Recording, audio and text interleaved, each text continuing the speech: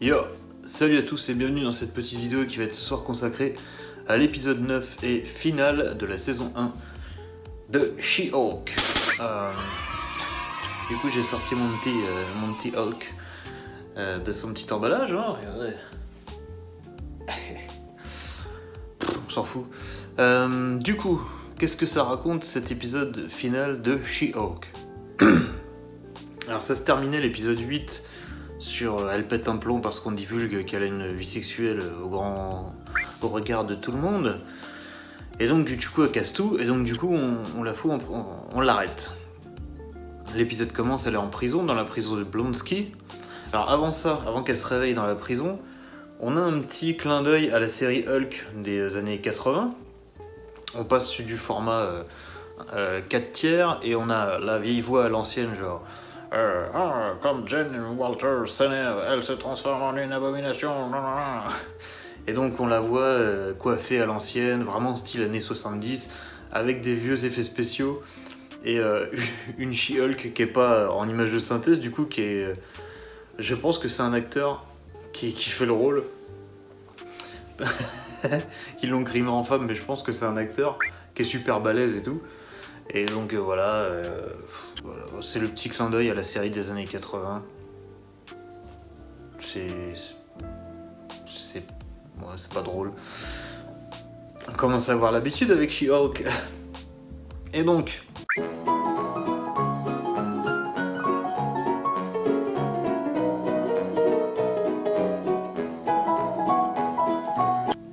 elle se réveille, donc en fait ça sert à rien, c'est juste un rêve, apparemment. Elle se réveille dans la prison de Blonsky. Il y a sa copine avocate, la Renoir, Mallory, je sais pas quoi, qui vient la voir avec Karta Kaka et la secrétaire connasse. Ouais, je retiens pas les noms, j'en ai rien à foutre, aucun intérêt. Et si, il y a Mallory, j'ai retenu son nom parce que c'est la seule à avoir un peu de classe et qui a l'air de savoir ce qu'elle fait. Donc voilà. Elle fait libérer Jane à condition avec son inhibiteur, faut pas qu'elle se retransforme en She-Hulk. Et et du coup elle perd son appart, elle perd son job, tout ça. Et elle va se réfugier chez Emil Blonsky pour fuir ses problèmes, au lieu de les affronter. Et du coup, en attendant, il y a sa secrétaire connasse là, et Pug qui vont enquêter sur Intelligentsia, donc le groupe qui cible She-Hulk. Et donc en fait, je crois que c'est Nikki son nom. Je crois qu'à l'épisode 9, j'ai enfin retenu son nom. Je crois que ça s'appelle Nikki. C'est la secrétaire connasse là. Elle se procure une vidéo de Jen quand elle était jeune où elle danse en string. Et donc elle balance ça sur le site Intelligentsia et direct, elle poste le truc et genre 20 secondes après, il y a le mec du groupe occulte que personne ne doit trouver qui la contacte, qui fait « Ah cool ta vidéo, viens on se rencontre ».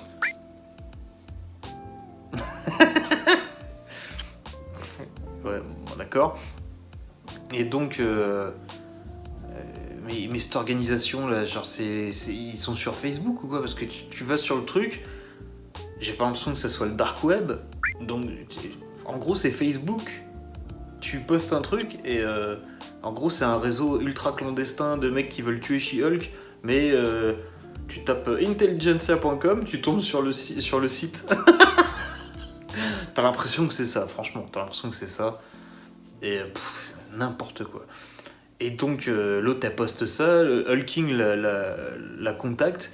Et donc, elle va avec Pug à l'endroit de là où lui dit où on se retrouve. Et elle dit à Pug, elle lui met une oreillette, elle lui dit « Ouais, vas-y, infiltre-toi.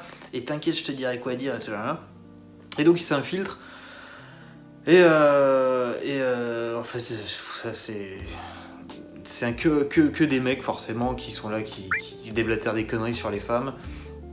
Et au final, tu te rends compte que le mec qu'elle avait trouvé en rendez-vous, la Todd, qui revient plusieurs fois dans plusieurs épisodes où je vous avais dit, lui il est chelou, il va forcément faire partie du truc où ils ont voulu la piquer pour son sang. Et bah c'est Hulking, et en fait il a fait tout ça pour se rapprocher de She-Hulk, pour la détruire, pour lui voler son sang, parce qu'elle mérite pas ses pouvoirs, parce que c'est une femme.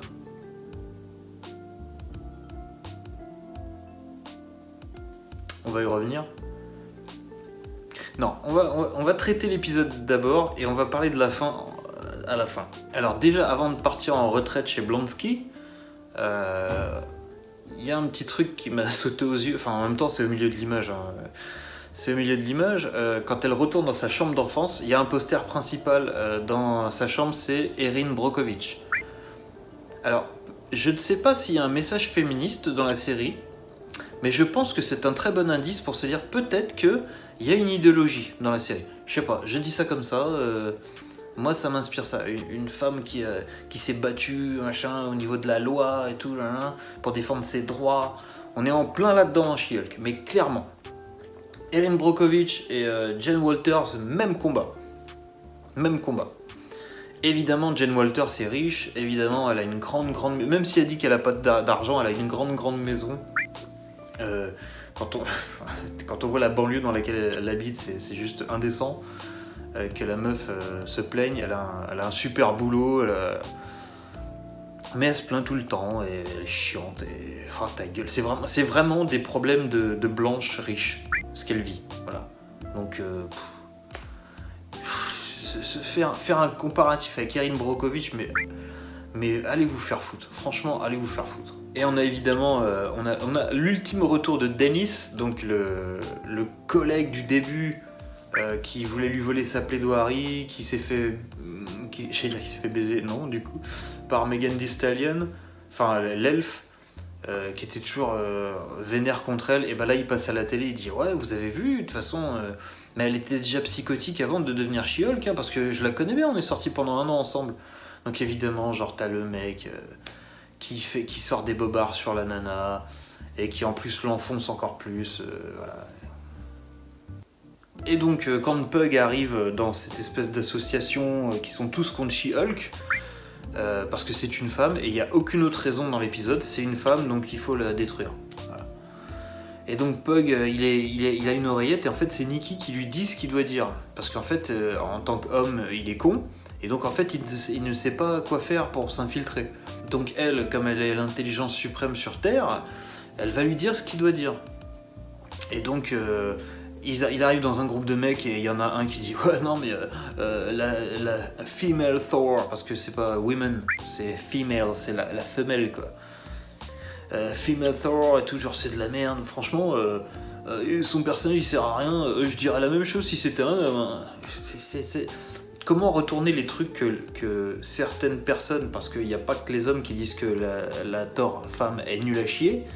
Comme il n'y a pas que les hommes qui disent que She-Hulk c'est nul à chier, j'ai discuté de la série avec pas mal de nanas, et elles sont toutes d'accord, unanimes, c'est de la merde. Donc voilà. Et du coup, oui, moi par exemple, moi je dirais la même chose si c'était un homme. La preuve, ce qu'ils ont fait de Thor homme, c'est de la merde. Donc si Thor homme c'est de la merde et que Thor femme c'est de la merde, est-ce que je serais pas super progressiste parce que je traite les hommes et les femmes de la même façon ? Et donc, avec tout ça, on apprend que Todd est bien le chef d'intelligentsia, donc c'est bien Hulking. Voilà, donc retournement de situation incroyable, on l'avait pas vu venir, hein, je sais pas, dès l'épisode 3, on le sait. Voilà. Donc évidemment, il y a toute une analogie de tout ce que les haters, hommes blancs machos disent sur les femmes online. Donc voilà, on a ces vieux poncifs à la con, mais comme elles sont persuadées dans leur idéologie d'être parfaites et ne se remettent jamais en question, non, si on dit des choses mal sur des personnages féminins, c'est parce qu'on est tous des hommes aigris. C'est pas parce que peut-être leur personnage manque de consistance. Non, c'est juste parce qu'on est des vieux gars aigris et on est macho et anti-progressiste et tout ça. Je me mets dedans, hein, parce que je suis visé, clairement, parce que je suis blanc, et je suis un homme, donc vu ce qu'on se prend dans la gueule... Ah si, dans le groupe de trolls, quand même, ils mettent quand même un Renoir dans le fond pour qu'on se sente pas trop visé, mais les 3/4, enfin les 99%, c'est des blancs hommes qui sont moches, bizarrement. J'ai pas vu Henry Cavill dans le groupe, j'ai pas vu un Jason Statham, ni... C'est marrant, c'est drôle, moi ça me fait beaucoup rire ce genre de choses. Bref. Et le summum, c'est quand Pug donc perd la liaison de son oreillette avec Nikki. Et donc il est là, genre, il sait plus quoi dire. Et donc t'as Nikki qui dit, oh, c'est bon, il va improviser. Non, il n'y arrivera pas. Bah évidemment. Évidemment, il a une bite, donc il est nul. Il peut pas s'en sortir sans femme qui lui dit dans l'oreille quoi dire. Évidemment, c'est logique. Voilà. On l'avait compris. Et donc on va terminer sur la fin de l'épisode. Donc Jen arrive là-dedans. Et donc Todd révèle son plan. J'ai fait tout ça pour te manipuler et récupérer ton sang pour me transformer moi en Hulk parce que je suis un homme et moi je le mérite et pas toi.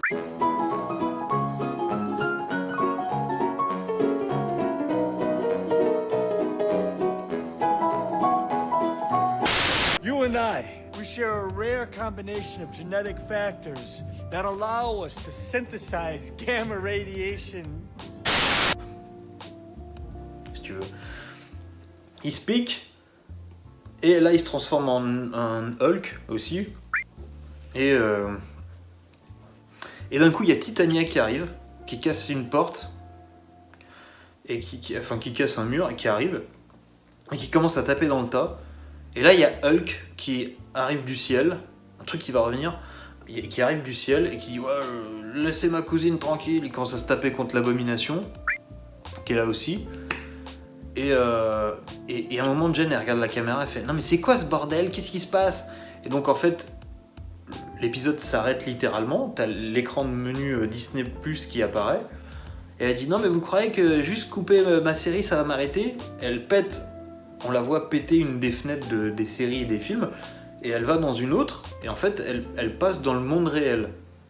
C'est-à-dire qu'elle se retrouve chez Marvel, dans les bureaux de Marvel. Donc elle se balade et tout, machin. Elle dit ouais, je veux voir Kevin Feige, qui est le patron de Disney, du MCU. Et elle se retrouve dans la salle des scénaristes.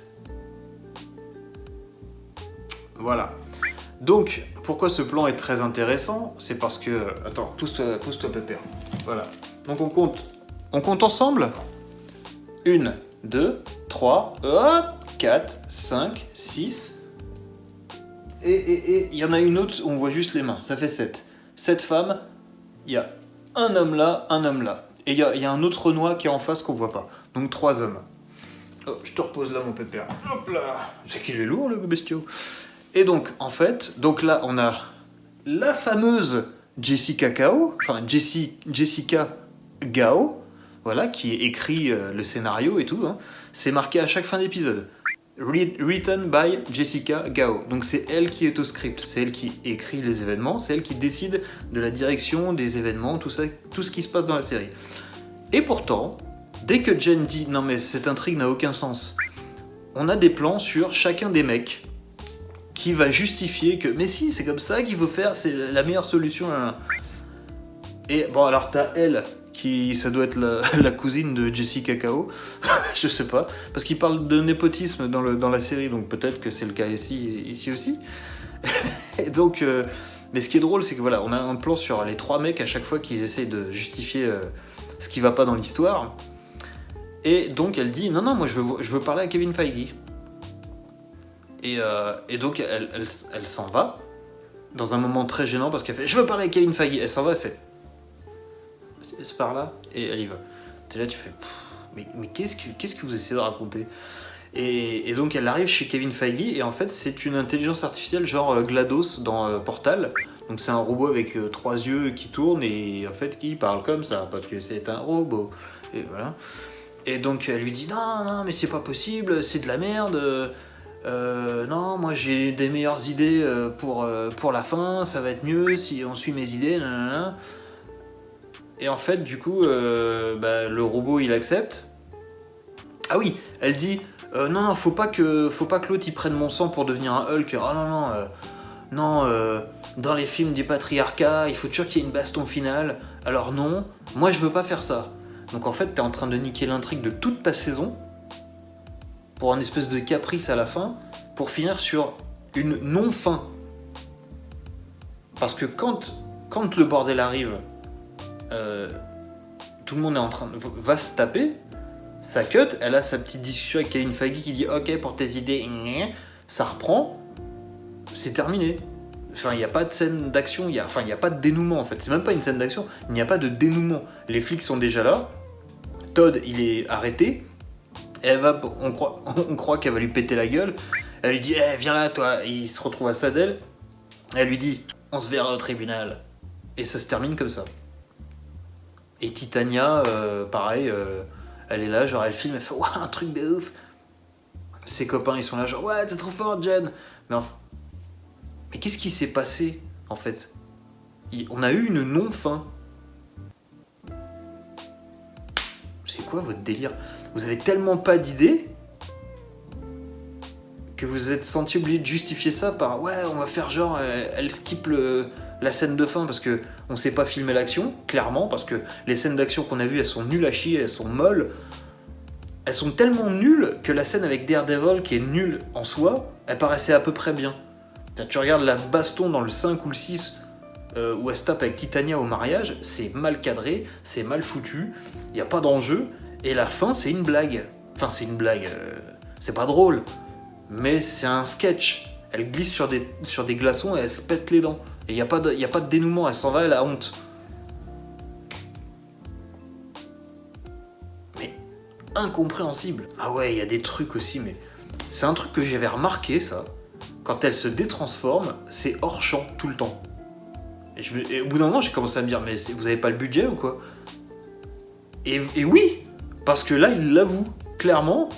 À un moment, elle est en She-Hulk, elle va voir donc GLaDOS là, Kevin Feige en robot, et il lui dit ah d'accord, mais avant de te révéler les tenants et les aboutissants, tu dois te détransformer, mais fais-le hors champ parce que tu coûtes cher.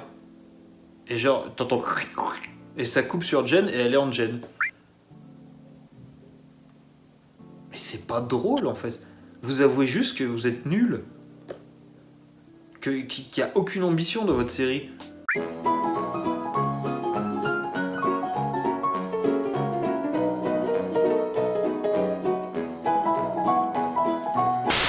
I possess the most advanced entertainment algorithm in the world, and it produces near-perfect products. Near perfect. Some are better than others, but I leave that debate up to the internet. Enfin, tu fais une série où une meuf peut se transformer. Tu ne montres pas les transformations. Quand est-ce... Mais putain, mais y a que moi que ça choque. Mais c'est fou. C'est fou de vouloir traiter un sujet sans jamais le traiter. Elle leur dit, on fait une comédie d'avocats. Y a pas de procès, y a pas de blague, y a pas d'humour, y a pas d'enjeu, bordel. Mais c'est nul, putain. Mais c'est incroyable. C'est le fin fond des abysses des chiottes, putain. Même en récurrent avec la brosse à chiottes, putain, même en grattant, y a rien. C'est fou, quoi. C'est incroyable. Ah ouais. Et puis, évidemment, quand elle dit non, mais faut enlever Todd, machin, et elle fait ah oui, et puis enlève Hulk aussi. Parce que, attends, un homme qui vient m'aider? Certainement pas. Mais c'est quoi ton problème? Par contre, quand Matt Murdock il est là et que tu voulais le pécho, là ça te dérangeait pas qu'il vienne pour t'aider. Mais alors tout le reste, non, c'est que des connards. Je suis dépité. Et donc en parlant de Matt Murdock, évidemment dans le happy end final, il tombe du ciel lui aussi. Ils sont sur de la pelouse. Il y a un arbre dans le fond. Il y a une vue dégagée sur le ciel, c'est un ciel bleu. Le mec tombe du ciel tel Iron Man. Mais Iron Man, il a des réacteurs, il peut voler. Daredevil, c'est un aveugle. Alors oui, c'est un ninja si tu veux, ok. Mais il vole pas, ce que je sache. Et oui, si, il virevolte entre les buildings avec ses bâtons élastiques, je sais pas quoi. Ta gueule, il y a pas de building. C'est un quartier résidentiel à la Desperate Housewives. Il sort d'où ce connard? Avec son costume dégueulasse jaune et rouge là. Putain, ça n'a aucun sens. Cette série est débile. Elle a aucun sens. Et puis putain, après, elle le ramène. La meuf, elle l'a baisé une fois. Elle le ramène à un dîner de famille. Alors du coup, son père il fait alors quand est-ce que vous allez faire des gosses? Mais putain, ils se sont vus un quart d'heure, ta gueule. Et d'un coup, il y a Hulk qui revient de Sakaar. Ah oui, attendez, juste une petite... Et donc quand elle dit ouais non, faut enlever Hulk de l'intrigue et tout, on s'en fout. Et ils disent mais c'était important quand même parce que c'est ça qui a lancé l'histoire. Et elle dit ouais non, on s'en fout. Il faut qu'on sache pourquoi il est parti sur Sakaar. Non, moi je m'en fous, ça m'intéresse pas. Elle dit ça à Jen. Mais putain, moi c'est le seul truc qui m'intéressait dans la série. C'était quoi ce putain de vaisseau qui a fait que t'as eu un accident qui a littéralement changé ta vie à jamais, qui a lancé tes aventures? On s'en fout. Mais vous ne savez pas écrire un scénario. Mais c'est incroyable. C'est incroyable. Putain, mais c'est fou d'être non compétent à ce point-là. Tu mets des enjeux en place et à la fin tu dis non, je m'en bats les couilles. Je m'en fous complètement. Moi je veux inviter le mec que j'ai pécho chez mon papounet. Voilà. Et... T'as même pas assimilé un minimum de technique. T'es nul. Et donc Hulk revient et il fait oh salut les gars, toujours très mal joué par Mark Ruffalo. On dirait qu'il est stone H24, il dirait qu'il a fumé un gros spliff juste avant sa prise. Il fait ok, je vais vous présenter quelqu'un, mon fils.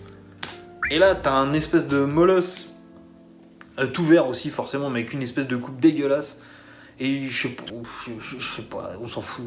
Et le mec il déboule, genre c'est un petit Hulk en fait. Enfin un petit Hulk, il a la vingtaine tu vois sûrement. Mais voilà, il est plus petit que Hulk forcément. Il dit ouais bah, c'est mon fils, il vient de Sakaar, il s'appelle Scar. Ouais donc t'as inversé 2 lettres de la planète où t'étais et c'est le nom de ton fils. Il perd la créativité. Je vais pas taper dessus parce que ça vient sûrement des comics et pas de She-Hulk. Parce qu'il me semble que dans Planète Hulk ou je sais pas quoi, ou Old Man Logan, ou je sais pas quoi, il y a Hulk, il a des enfants, on s'en fout, de toute façon c'est de la merde. Et du coup, voilà, on t'introduit qu'il a un fils, waouh, super, ça coupe direct. Qu'est-ce qu'on s'en bat les couilles? Qu'est-ce qu'on s'en fout? Le mec, on l'a vu une fois dans l'épisode 1, on l'a revu au téléphone dans l'épisode 2, je crois, et là il revient, oh j'ai un fils, et alors? Et alors? Qu'est-ce que t'es parti foutre sur Sakaar, connard? Oui, t'as ramené ton fils. Tu vas me dire que c'est pour ça que le vaisseau il a atterri, qu'il a failli buter, pour te dire ah viens chercher ton fils, il est moche. On veut plus le garder, il est vilain. C'est ça en fait? On l'a appelé, on a failli tuer sa cousine pour lui dire eh, viens récupérer ton fils. Parce que garde alternée, on a dit c'est... on le garde 20 ans, toi après tu le gardes 20 ans, après on rééchangera, tu vois. C'est ça en fait? Nul. Et donc, pour changer, on a une fin de... on a une scène post-générique, parce que je crois qu'on en avait eu que 3, après il n'y avait plus rien. À moins que je les ai loupés, parce que j'avoue que j'avais même pas envie de regarder s'il y en avait d'autres. Et, putain, je l'avais dit, que je ne voulais pas revoir Wong. Bah ils ont fait revenir tout le monde, donc forcément il y a Wong qui déboule à la fin.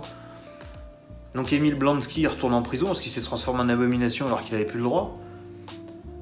Et alors, est-ce qu'il fait partie d'Intelligentsia? J'ai pas compris. Oui, non, oui, parce que il fait un speech au groupe et quand Intelligentsia attaque Jen, il la protège. Donc je comprends rien, De toute façon, cette série n'a aucun sens. Elle est con comme la pluie.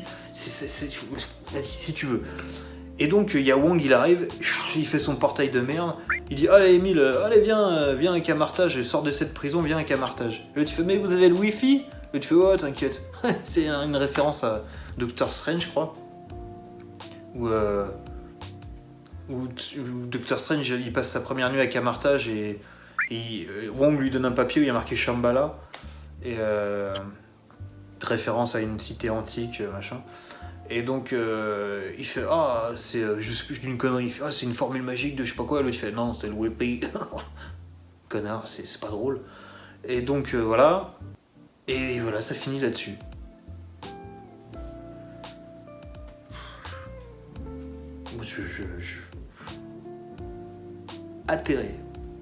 Atterré devant tant de nullité.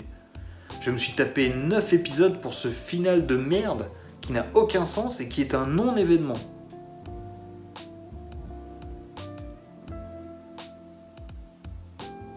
Ah là, elle a pas brisé le 4e mur, elle lui a niqué sa race. Elle l'a éclaté, elle l'a sodomisé à sec. C'est nul. C'est nul à chier. Que de temps perdu. Oh là là, c'est... Voilà. Donc, bilan de cette saison... mais putain, mais... affligeant. Vraiment, affligeant. J'ai jamais vu une série où il ne se passe rien. Comme ça. Des non-intrigues, des non-enjeux, des non-enjeux. Ça parle de... C'est une série d'avocats comiques. Tu rigoles jamais. J'ai rigolé une fois, mais c'était par dépit. C'est parce que quand ils essaient de l'attaquer, elle fait « Ah, j'ai peur !» Après, elle fait « Non mais attends, elle se transforme en She-Hulk, elle les défonce. » Et là, j'ai fait un « Voilà. » Parce que la situation était con, en fait. Ça fait 4 épisodes qu'elle sait se transformer, et là, elle tilt au bout de 20 minutes. Bref. Donc je me foutais plus de la gueule de la série plutôt que la série m'ait fait rire. Donc j'ai pas rigolé, en fait. J'ai rigolé à aucune blague, aucune vanne. Les retournements de situation, mais tu les vois arriver à 30 km. Les enjeux, ils sont inexistants. Inexistants. Et le seul qu'il y avait, c'était qu'est-ce que c'est que ce putain de vaisseau ? Ils l'ont balayé. Genre, non, ça m'intéresse pas, je veux pas faire ça. Donc voilà. La série féministe, Jen, elle est insupportable. Elle picole tout le temps. Elle est toujours en train de parler de cul. Et elle a des dilemmes qui durent 4 secondes. Et au final, dès qu'elle voit un truc qui brille, ou des chaussures, ou machin, ou du parfum, ou qu'elle est invitée à un mariage, ça y est. Elle oublie ses dilemmes. Elle est auto-centrée, mais un truc de ouf. Tout doit tourner autour d'elle tout le temps, machin. Putain, je sais plus si j'en ai parlé, mais quand elle va en She-Hulk au mariage de sa pote, là, la meuf, elle invite Jen. Elle se pointe en She-Hulk à un mariage. On sait très bien qu'un mariage, c'est le jour de la mariée. Le marié, tout le monde s'en bat les couilles. Et elle arrive en She-Hulk. Donc tout le monde, genre, waouh, incroyable et tout. Et la mariée, elle fait la gueule, mais c'est normal. C'est normal de ouf. Bref. Et elle est toujours là à se plaindre et machin, et elle picole et machin, et... Oh là là, c'est pas censé être une femme forte ou je sais pas quoi là, selon votre agenda politique de merde là. Donc voilà, donc sa secrétaire connasse, elle est insupportable. Ah là là, mais c'est une caricature de pétasse elle aussi là. Au final j'avais raison, on apprend au détour d'une phrase qu'elle est lesbienne. On la voit même pas sortir avec une nana, ou on la voit même pas accompagnée d'une meuf à un moment, ou draguer une nana, tu sais, juste draguer une nana quoi. Même pas. Donc ça servait strictement à rien. C'est juste histoire de dire hey, vous avez vu les LGBTQIA+, on a un personnage pour vous. Donc aimez-nous. Donc défendez-nous. Donc tous les mecs sont des connards, sont des blaireaux, sont des machins. Parce que à part Daredevil, et peut-être un peu le père, parce que bon, quand même s'il est beauf, quand même, tous les mecs sont des connards, sont des idiots, sont des lâches, tout ce que tu veux. Des abrutis finis. Et évidemment, il y a quoi ? Il y a la pétasse de l'épisode 4 avec la magie, où tu sens que c'était la meuf populaire au lycée qui devait se foutre un peu de cacao. Donc elle s'est bien vengée sur elle. Et sinon, il y a l'instagrammeuse, la super héroïque, la Titania, l'espèce de pute de luxe là, qui est dégueulasse. Franchement, elle est dégueulasse. Et ouais, elle. Mais à la fin, elle devient un peu sympa parce qu'elle vient aider She-Hulk quand même. Elle s'est fait faire les dents apparemment. Mais elle vient aider She-Hulk. D'ailleurs, on comprend pas pourquoi, parce que She-Hulk l'a humiliée en présence de tout le monde. Sa chute avec ses dents pétées, elle a fait le tour du monde sur des vidéos et tout. Donc tu comprends pas pourquoi elle vient l'aider et qu'à la fin elle est pour elle. Aucun sens. Mais sororité. Et puis voilà quoi. Voilà. Donc nul à chier. Nul à chier. Voilà. Donc putain, j'espère, parce que j'ai vu que l'audimat est en chute libre. J'espère qu'on n'aura jamais une saison 2. Hein, parce que je me réinflige pas ça. Hein, c'est hors de question. Donc si vous voulez voir un mec qui s'énerve en vidéo, allez voir quelqu'un d'autre parce que moi je le referai pas. Clairement, non. Trop Trop de frustration, trop d'énergie dépensée, trop de temps investi pour rien. Mais vraiment pour rien, parce qu'il n'y a pas de climax. C'est une non-fin, clairement. Je ne comprends pas l'évolution de Jen. L'évolution de Jen, si ouais, c'est peut-être accepter sa part de She-Hulk. À partir du moment où elle va baiser sur Tinder avec son profil She-Hulk, elle a accepté son côté She-Hulk. Donc ouais, à l'épisode 3, c'est réglé en fait. Bordel. Voilà. Donc c'était de la merde. Ciao.